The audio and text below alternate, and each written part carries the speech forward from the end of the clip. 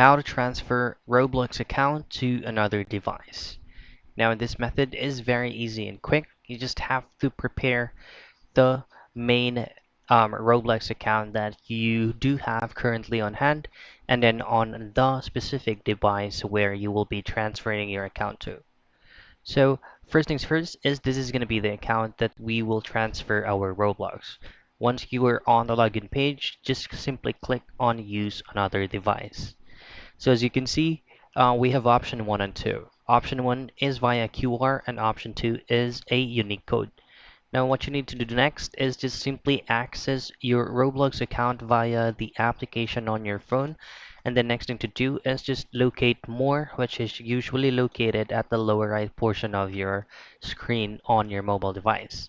Now, at the bottom part of more, you should be able to see quick sign in, and this is going to be the time that you will be entering this unique code right here. Once you have successfully entered this code, you just have to confirm logged in on your mobile device, and then your account from the specific device where you will be transferring to will automatically log you in. And that's it. That's how you transfer your Roblox account to another device.